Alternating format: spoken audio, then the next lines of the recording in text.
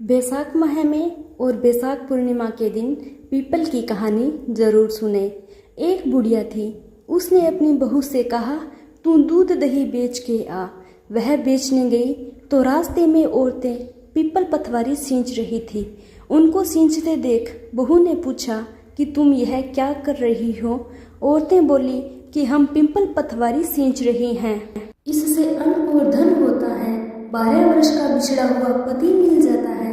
तो बहू बोली, ऐसी बात है तो तुम पानी से सींचती हो, मैं दूध से सींचूंगी। गुजरी बहू रोजाना दूध दही बेचने नहीं जाती, वह रोजाना दूध को पीपल में और दही पतवारी में सींचती। सास दूध दही का दाम मांगती तो कह देती, महीना पूरा हो जाने पर लाकर दूंगी। इस तरह बैसाख का महीना पूरा हो गया।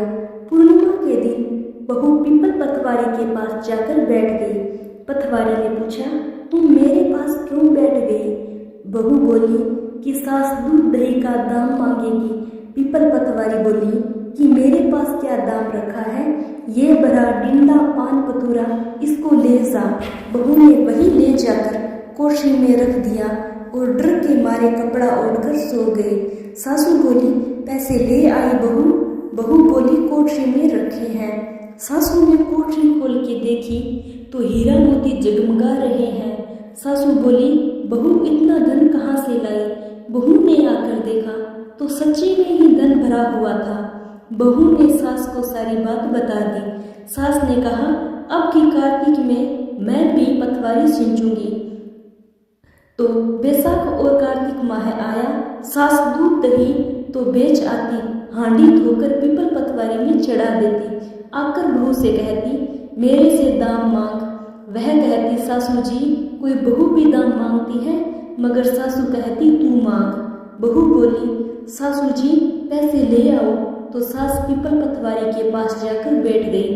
पीपल पतवारी ने सास को पान पतूरा भरा डिंडा दे दिया। उसने ले जाकर कोठरी में रख दिया।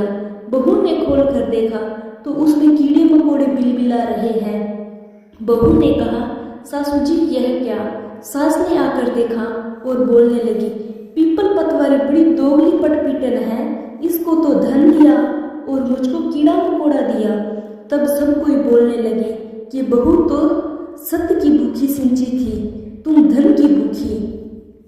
हे पतवारी माता, जैसा बहू को दिया वैसा सबको देना, और जैसा सास को दिया वैसा किसी को भी ना देना।